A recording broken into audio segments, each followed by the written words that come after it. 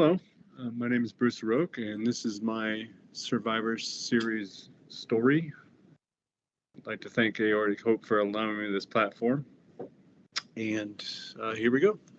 So I dissected on December 27th, 2022, roughly 9 months ago. And prior to that, I had a very active, busy life. I have and had at that time a very great and demanding job. Probably overdid things. And last August, my son got married. And from that day on, I hadn't felt very good. And I don't know that that's related to the dissection, but it is related to the very trying fall and early winter. So my job, I am a manager at a sewer collection agency, and there comes a little bit of stress, and I tend to overdo it on my own without having the need for the job to stress me out. And so I overscheduled. I took a math class that I don't need but wanted it, kind of help my cognitive function and also prove that my brain still works. My daughter and I scheduled a half marathon in the desert, pretty arduous one, up and down hills, sandy hills. I was working towards and preparing for a job interview for a promotion. So my fall was really busy. My daughter and I finished the half marathon. December rolled around, and I got COVID. So, like the great 20th century philosopher Mike Tyson once said, everyone has a plan until they get punched in the face. And I got punched in the face at the beginning of December. Contracted COVID, bombed my job interview, failed my final in my math class because I could hardly think. And I'm not going to blame it on the COVID. It was just, a combination of overdoing it and overextending myself. And then on the 27th, my aorta dissected. I remember getting home from work, and on the way home from work, I felt crappy. I felt really bad. Felt like I had indigestion, really serious indigestion. I could not wait to have some Alka-Seltzer. And so I ran inside the house, and it's still light out. So it was probably around 4:30, 5 o'clock. And dropped 2 tablets in the Alka-Seltzer, waited for it to dissolve, and slammed it. And the next thing I know, I have severe pain. And I just instinctively thought that it was, severe gas. But the pain started radiating. It was like it was filling up my chest with pain, starting at my collarbone and just radiating down, filling up in almost like layers. And then it stopped at my left hip with excruciating pain. And I thought, this is not the after effects of Alka-Seltzer. This is something else. So I yelled to contact 911. And then I started walking, trying to see if I could go ahead and just drive myself. Decided I couldn't, and got loaded in the ambulance. And the emergency response was amazing. They were there before I could cancel the call. Loaded me up, and as I've heard on other survivor videos that we get told that we have indigestion, that all your vitals are great, and they told me that. But, from this point on, well, at least through the next several portions of this talk, I'm going off of memory, and the memory of it isn't really clear. So I may be making some of this stuff up just to add context so it makes sense. So I get in the ambulance. They get me in the ambulance, strap me down, tell me that we don't find anything wrong with you. My brother had dissected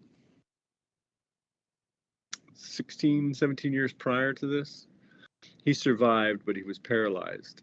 So I had known that there was a possibility that this could happen. When it happened to my brother, the cardiologist at Stanford University told me that there was a good possibility that I could dissect as well. And I asked him, well, what can I do? Not a damn thing. Take good care of yourself and, live your life. And so I thought I did. I was athletic, not an athlete. We see other people giving these Survivor Series like Jack Crow, triathletes and stuff. I've completed 8 or 9 marathons, a couple dozen half marathons, lots of 5Ks. I've always prided myself on being able to wake up any day of the week and run a 10K. But not, would not be mistaken for an athlete. But fit. I've done construction work most of my life, half my life, and managed construction the other half.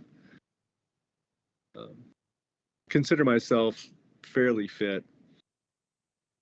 So I thought I'd done everything right. But you can't outrun genetics. So anyway, get to the hospital, and I want to say that I had let them know that this was probably that. I don't recall getting into doing a CAT scan or anything like that. What I recall is my daughter coming in. It was still at the tail end of COVID, so they weren't letting people into the hospital and emergency rooms, but they let my daughter in, and I told her to give me a hug. Sorry, this might be the first of many tears that will follow. I told her to give me a hug, and she asked me why, and I said, well, I'm going to have a surgery. And she said, why are you having surgery? And I said, well, there's a vein in my chest.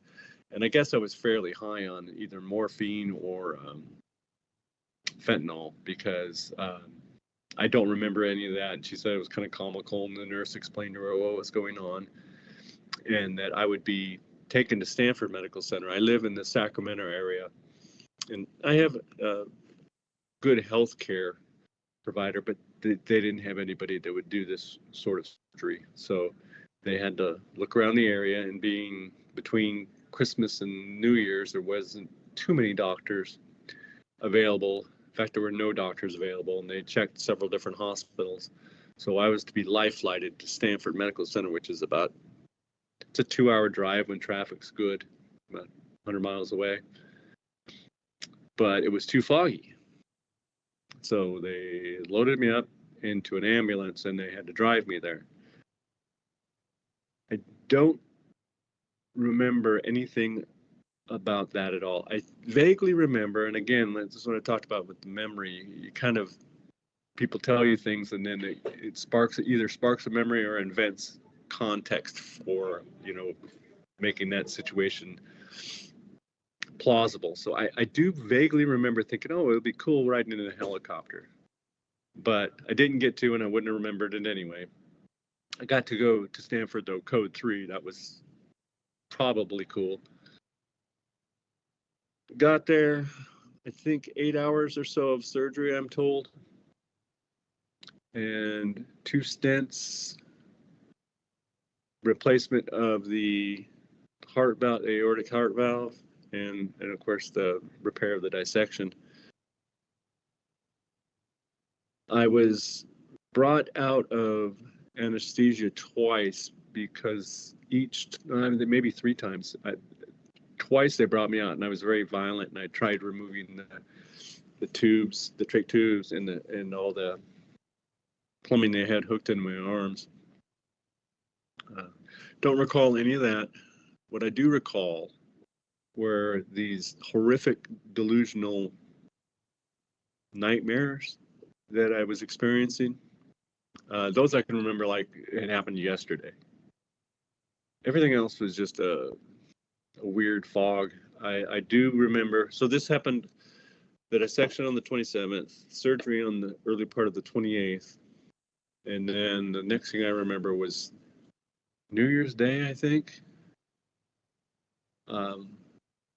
So I was pretty out of it for the 29th and the 30th, and then the 31st. I vaguely remember New Year's Day. Then came, of course, the hospital stay, and I was in the hospital for 14 days. I got discharged on the or 15 days. I was discharged on the 12th, and I'm a pretty positive person. I thought I should be prepared for this. I felt like I've had a really good relationship with the notion of my mortality.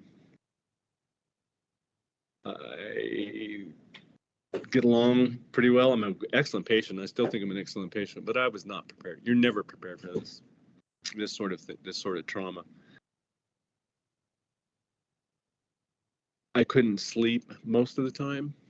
I was uncomfortable. I don't think I was ever afraid that I wasn't going to survive. I kind of just assumed I would, and if I didn't, I didn't. But I just didn't want to be uncomfortable, and I couldn't get comfortable. It was several days before they took out the breathing tubes, and several more days, and they took out everything else. So most of the time I was laying on my back, uncomfortable. They don't make more uncomfortable beds than they do hospital beds. But Stanford Hospital, if this is going to happen to you, have it happen to you there. If anything is going to happen to you, have it happen to you at Stanford. It is a world-class place. The people are fantastic. The nurses are so nice. It's humbling. You sit there and think, God, I don't deserve this kind of treatment. The food, excellent when they let you eat it.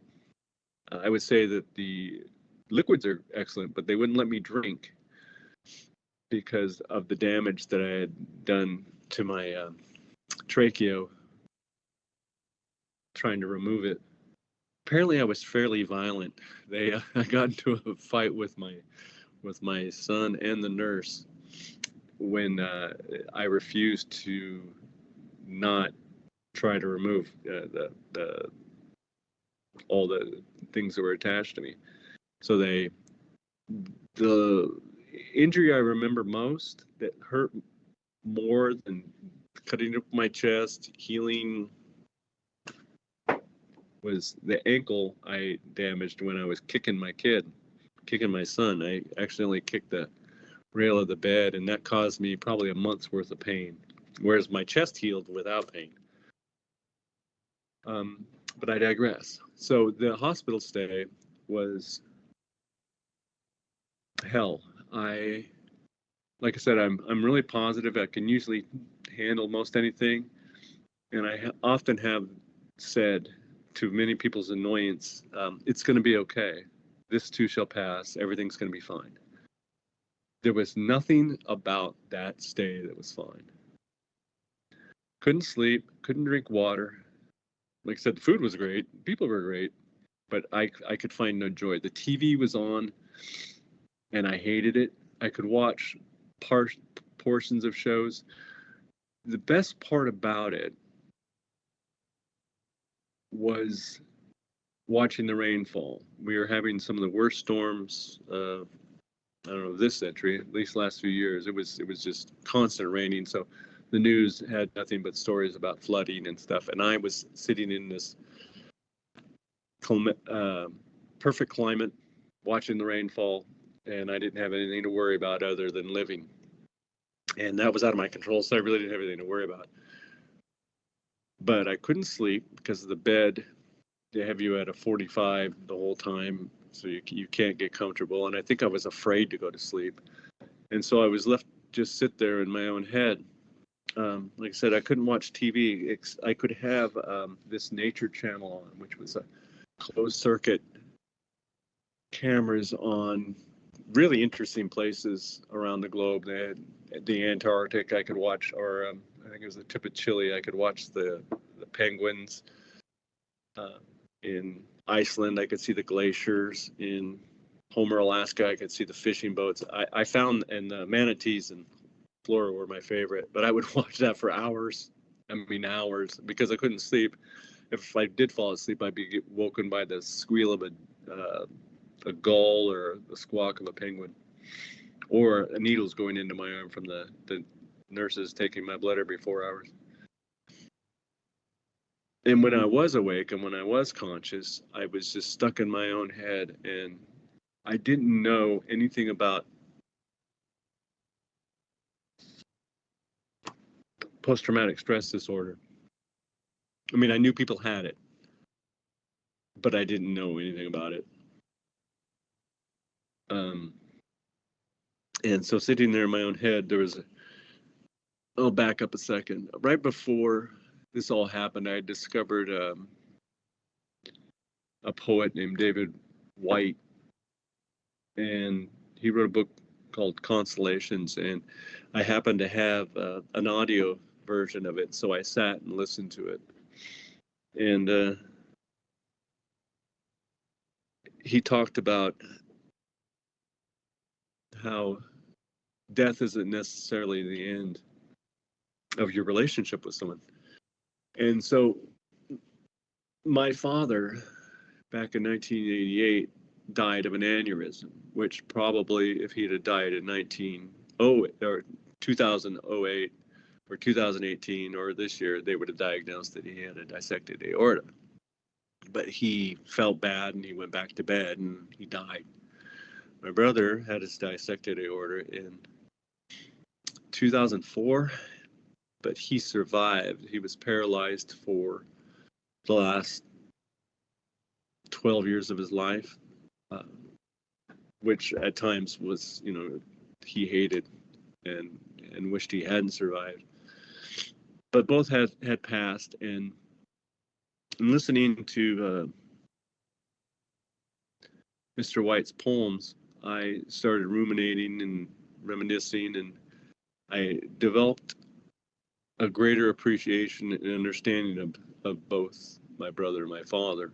And my father had been gone, many, many years, and I hadn't thought too much about him. But before I left the hospital, he became a hero. He before he died, he developed MS, and so for most of my life, he was disabled, and towards the end of his life, he was very disabled, and he never complained once, not a single word.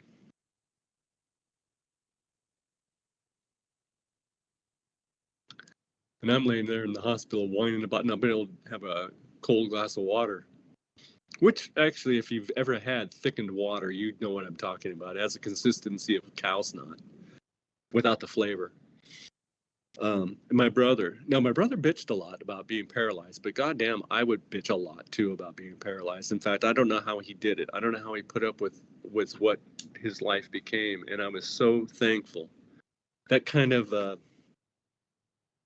cured me of the why me's, because it's like, well, if I'm going to complain about why did this happen to me, I should complain that why did it happen to me in the 21st century, where they have technology where they can life flight me or drive me to a world-class hospital and have me repaired, as opposed to just going to bed in your trailer and dying.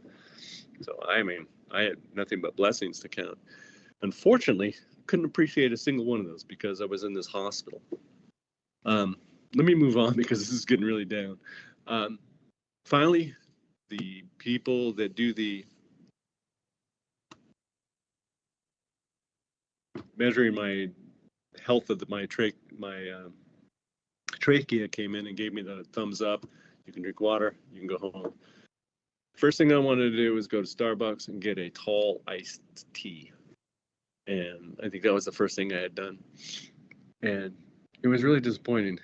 I mean, it was really good tea and it was really nice to drink. It was like, it's not as good as I'd hoped. But when they don't allow you to drink water, it becomes the most important thing in your life. So anyway, while sitting in the hospital, I don't want to gloss over this too much because it bears more in my story going down the road here. I would sit in my hospital room and I'd be listening to David White read his poems and kind of explain what was going on in his head. I would be crying like a baby. The nurse would come in and say, "Oh, Mr. O'Rourke, are you okay?" And I'd say, "Oh, I'm all right, I'm all right." And I was a mess. And I'm thinking, God, you should be much better at this. But I wasn't. I sucked. It's funny though, how your memories of things change over time. But I'll mention more of that later. So I got sent home, and my daughter had sent me up in this in a room separate from the rest of the house because we have dogs, and the dogs are quite large, and I couldn't be jostled too much because my chest was still healing. So I had this nice, warm cocoon of a room, and I finally had comfort the whole time when I was in the hospital at Stanford. I was just never comfortable, never. Finally, I was comfortable, but I still couldn't sleep. I felt really bad physically and mentally. I had to sleep with a light on for a few days, just because I don't know why. It's not like I was afraid of the dark or anything. I was afraid to sleep. Maybe I thought I wouldn't wake up. I don't know, but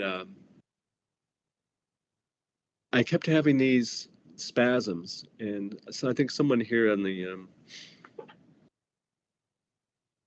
Aortic website or site calls them they're just muscle spasms. Well, I was having them in my chest and my shoulders, and of course, you just have your open heart surgery, and you think everything that's a pain in that area is something serious, and they were recurring fairly, a couple 3 times a day, and finally the last one was really bad, and so I called 911, and they took me back to my normal healthcare provider, normal hospital emergency room. And during COVID, and probably still now, and maybe before, I don't know, I hadn't spent a lot of time in hospitals. The emergency room is basically draped off corridors. You just have shower curtains keeping patients apart. And I'm laying there, pretty sure this was my last day on earth, and I could hear the nurses and whoever else was out there, the doctors, the technicians, talking about me having to go back to Stanford and having to have the surgery again. Well, I had mentioned the delusions. No, I wasn't going to have another surgery. I was going to try to talk them out of it. I was not going to go through that again. And so this time I remember most everything. I remember going through they sent me through the CT scan, and I had leakage. They thought that the surgery had to be redone, and they're trying to figure out how to get me there. Bad weather still, so it was going to be another road trip. And the nurse came in. I think I'd been there about 6 hours, and the nurse came in, and I was complaining about being hot. And she said, "Well, there's nothing, this temperature is going to be." And I said, "No, I just don't. I don't feel good hot." And she looks at the machine that tells you all the vitals, and she goes, "Oh God!" And that's literally, she went over to her computer, started typing, and under her breath, she said, "Man, this guy is messed up." And I thought, well, there you go. This is where I'm. This is the last thing I see. Unfortunately, or fortunately, it was not. They got me to Stanford. I remember that trip. Very, very long trip. It was during the day, so there lots of traffic from Sacramento to the Bay Area. And took me up into this wild party of a room where they drained 750 milliliters of fluid from my, whatever that sac is around your heart. I can't remember the name of it. Immediately felt better. But I think I was there another 6 days because they wanted to make sure that it wasn't going to happen again. But this time, even though I was able to enjoy the food and the lemonade, they have excellent lemonade at Stanford. Excellent everything. The food there is amazing. I would order 2 and 3 meals, and I thought, God, you're being gluttonous here. But when I finally talked to one of the people that take your order, they said, no, everyone has to do that. Their orders are too small, but they got great ribs, wonderful place to eat. Everything's there. I can't say enough about the care I got through this whole thing until I got home the second time. Because I have a different healthcare provider than Stanford, I was not afforded the same things that Stanford would have afforded me because, for one, my healthcare provider doesn't do aortic dissections. They do other things having to do with the heart. They will give you heart rehab, cardiac rehab, but they will not give you aortic dissection rehab. They said, good luck. And I would say that's exactly what they said, was good luck. I contacted Stanford, and Stanford said, well, we can recommend them. Tell them that you had your heart valve replaced. Maybe that'll, and I did, and they didn't.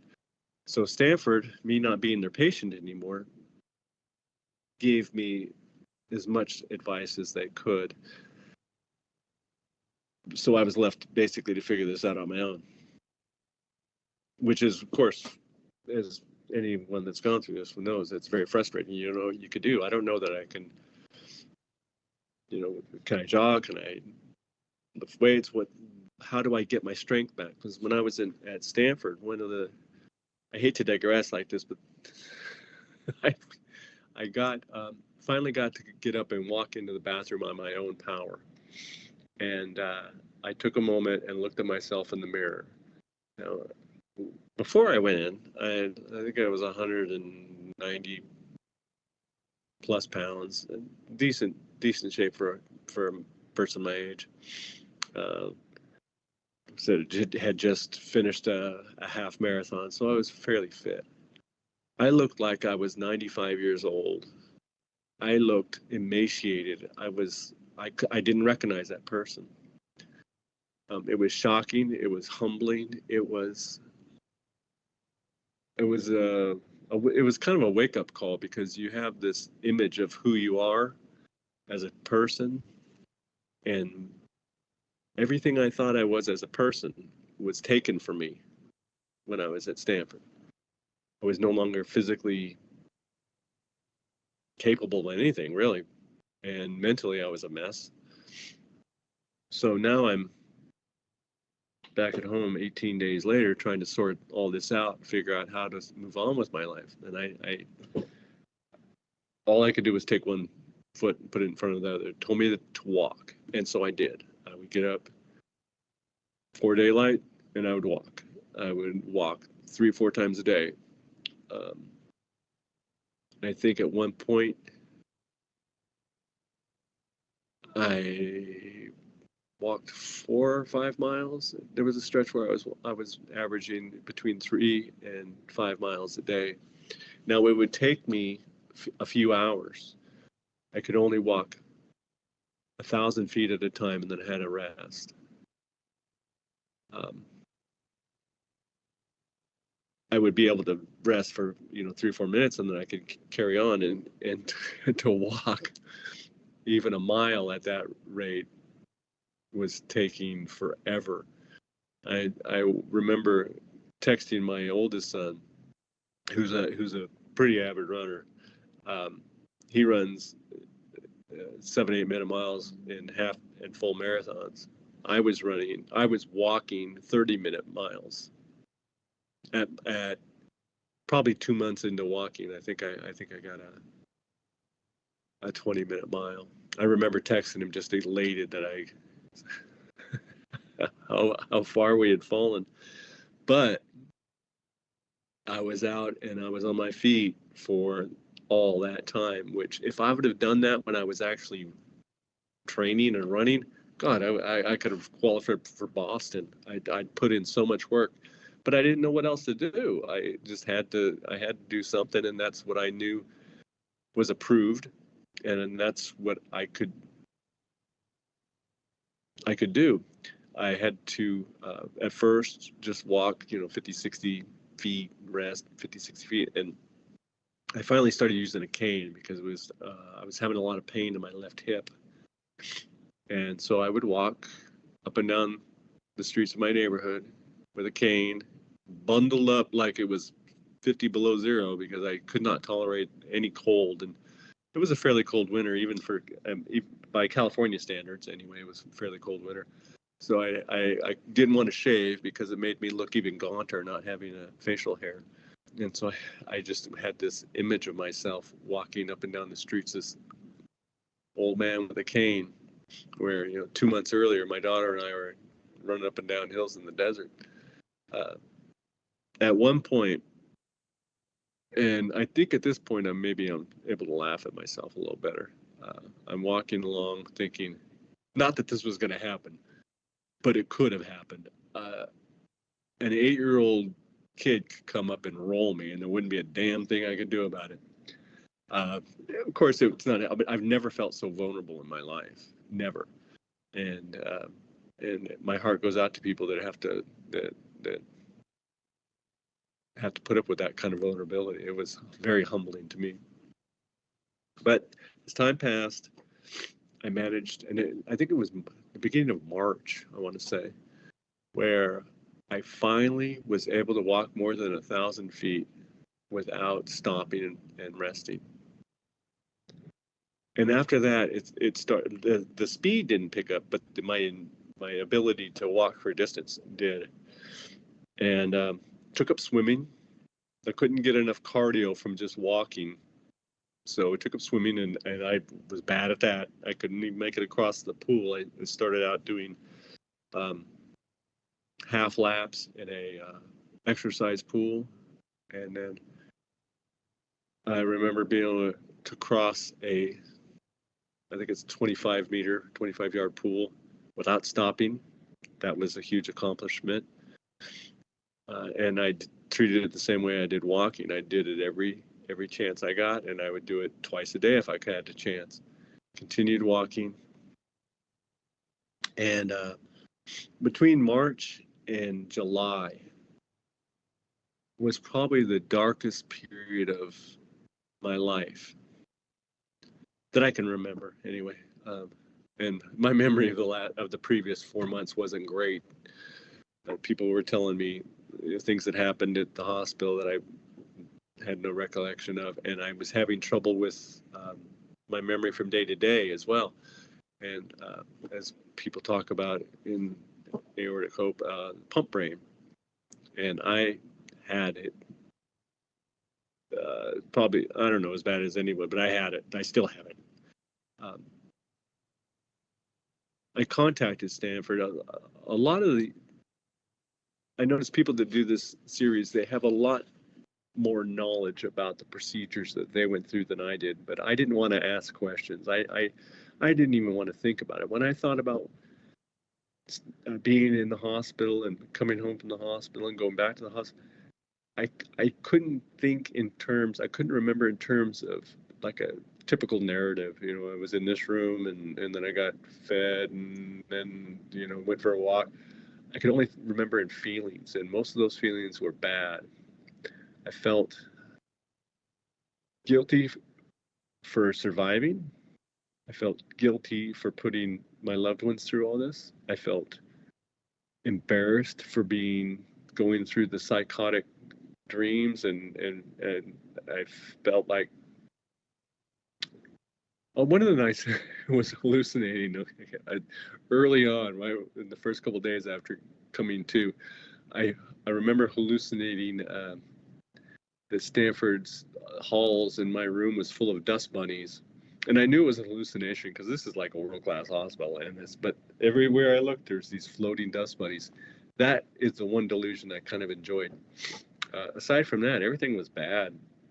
And like I said earlier, I'm one of those people that tend to look on the bright side of things, and I never could.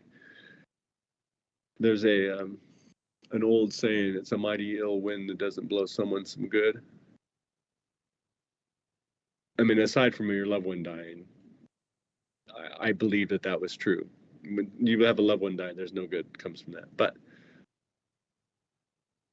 I kept telling myself, no, this is bad. It'll always be bad. This sucks. This is terrible. No one should go through this. I shouldn't have gone through it. I'm not going to ever think kindly on this, happy about this at all. Well, time does dim memories, and apparently it dimmed mine. Right around July, I think it was the beginning of July, I found this series, Survivor series, and the first one I watched was Rob Seltzer's, and I think his talk was at about the same period from his dissection as I was for my dissection when I watched it. I think his was 8 or 9 months, and I was at 7 months from my dissection when I watched his, and he spoke to me, and just about everything that he said, it was like, oh, that's me. He talks about not finding words. That's me. He talks about, the walking, and shit, there's people out there that have the same thing. It seems like a small thing, but it was huge. Since then, I've been able to look back on this whole experience with a kinder memory.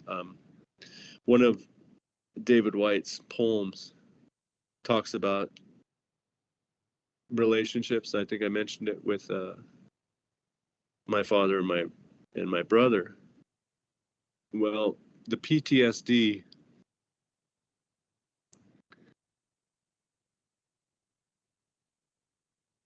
aspect of it let me know what my son-in-law went through. This will be the second time I shed a tear. She lost him a couple years ago to COVID, and he was a veteran of the Gulf Wars, Afghanistan, Iraq. I don't remember. He would never talk about it, and he suffered from PTSD. And like you said, you hear about it and you know about it, but you don't know about it until you experience it. And I thought, geez, if he went through just even a fraction of the mental anguish, and he was at war. I just happened to have bad genes. My relationship to him changed immeasurably. I mentioned that to my daughter the other day. So that was a good thing. I mean, it's painful, but a good portion of our life's painful. So you better, be able to handle that. And so now I'm able to look back on my not just the hospital stay, but the way I felt for the months afterwards. See, I have trouble with words. My relationship with my father got better. Not that it was bad, but it got better. My brother, I see him in a whole new light. I see myself in a whole new light. When I watched Jack Crow's talk, he talked about how you have to have a foundational fitness. You need to work yourself up very slowly. That's what I've been doing. I didn't realize that that's what I was doing, but without this dissection, I would have never done it. I would have been the same guy that says, oh, I can, run a 5K any time of the day or week, but never really be fit enough to do it properly. My relationship with work changed too. I still probably value my job. That's a wrong word. Dedicate my life to my job a little more than I probably should, but it's just my nature, and I think in some measure, it did contribute to, the blood pressure that ultimately caused my aorta to dissect. But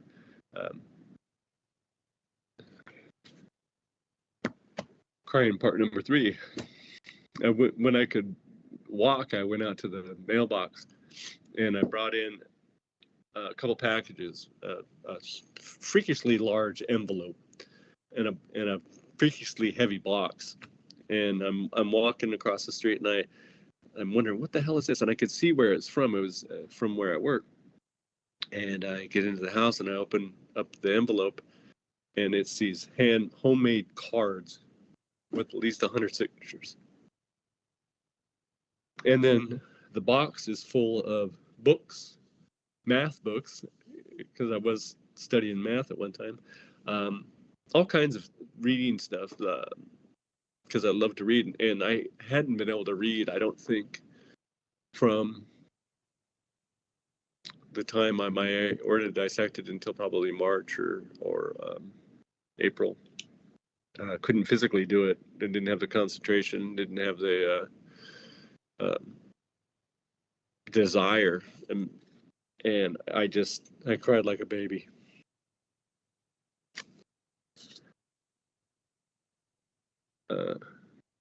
Work had been very accommodating.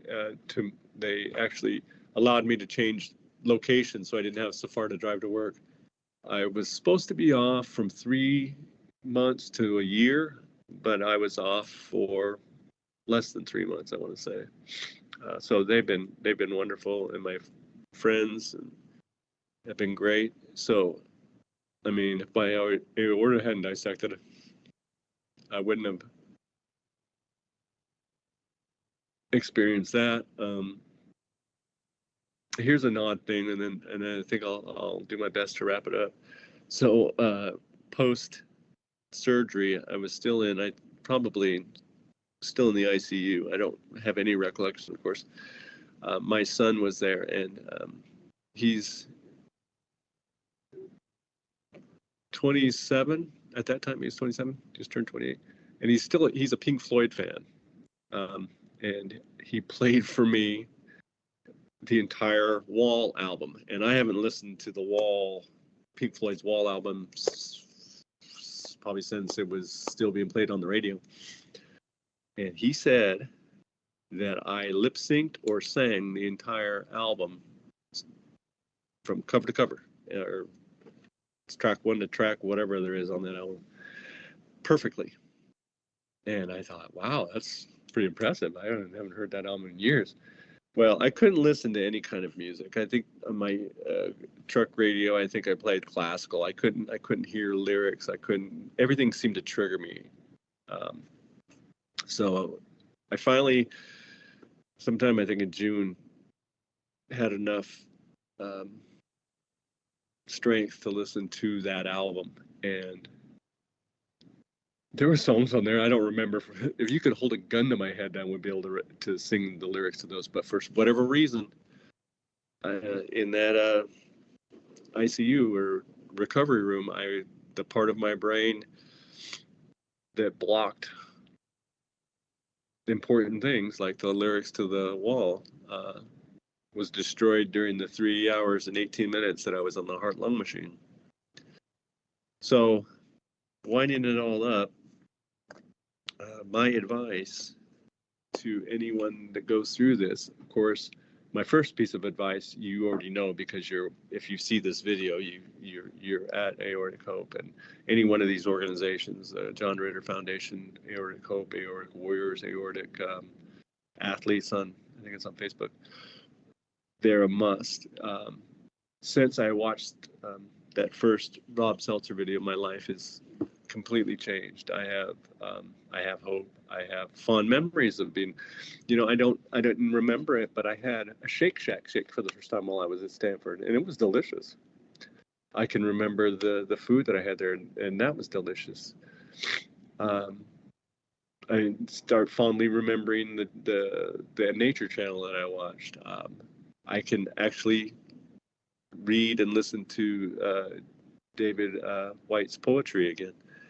So things are getting better. I swim all the time. I'm hoping to maybe someday next year do a triathlon. I'm going to do a 5K with my grandkids this weekend. I am completely different. In fact, preparing for this, I'm so far away from that depressed person that I was just 2-3 months ago that I had to look at my journal. That's the other thing I would recommend. Journaling is so important, and I stopped doing it mostly because I felt like I didn't need to anymore. But after doing this, I realized that it's essential that you don't know what you think until you read it. You really don't.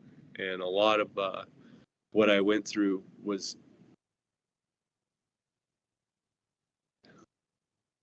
trust me, I wouldn't do it again if I had a choice. But it's where I am now, and what else am I going to do? I got to pick it up and move on.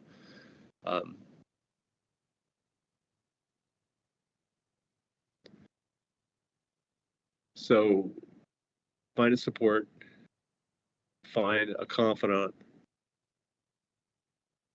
because there's stuff in your head.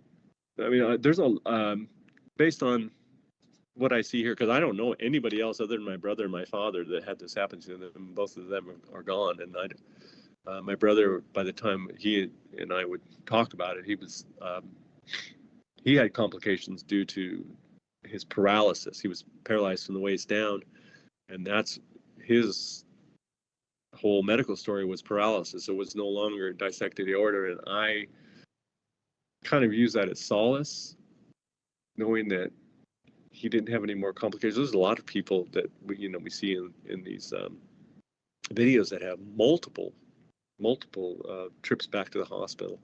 I've only been out for 8 months, but I'm hopeful that I'm one of the lucky ones that gets by with very few.